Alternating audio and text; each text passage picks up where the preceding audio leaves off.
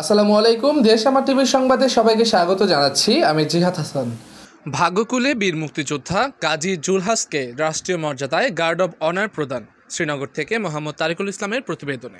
শ্রীনগর উপজেলার ভাগ্যকুলের ইউনিয়ন ৯ নং ওয়ার্ড মান্দ্রা গ্রামের বাসিন্দা বীর মুক্তিযোদ্ধা গাজী জুলহাস ইন্তেকাল করেছেন। মৃত্যুকালে তার বয়স ছিল আনুমানিক ৭৫ বছর। ইন্নানিল্লাহি ওয়া ইন্না ইলাইহি রাজিউন। বার্ধক্যজনিত কারণে তিনি নিজ বাসায় শেষ নিঃশ্বাস ত্যাগ করেন।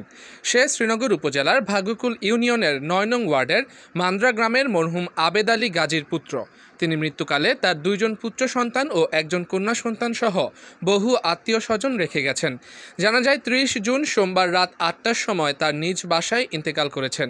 সকাল ১১টায় ভাগ্যকুল মান্দ্রা প্রাইমারি স্কুল মাঠে বীর মুক্তিযোদ্ধা মরহুম গাজী জুলহাস এর রাষ্ট্রীয় মর্যাদায় গার্ড অব অনার প্রদান করেন শ্রীনগর উপজেলা নির্বাহী ম্যাজিস্ট্রেট গোলাম রব্বানী সোহেল, SI আলমগীর। আরও উপস্থিত ছিলেন শ্রীনগর উপজেলা নারী ও শিশু অধিকার ফোরামের যুগ্ম আহ্বায়ক তারিকুল ইসলাম, ভাগ্যকুল ইউনিয়ন বীর মুক্তিযোদ্ধা ভারপ্রাপ্ত কমান্ডার মোহাম্মদ শামসুজ্জামান মুন্সি, ভাগ্যকুল ইউনিয়নের বীর মুক্তিযোদ্ধারা, শ্রীনগর থানা পুলিশ ও স্থানীয় গণ্যমান্য ব্যক্তিবর্গ সহ আরও প্রমুখ।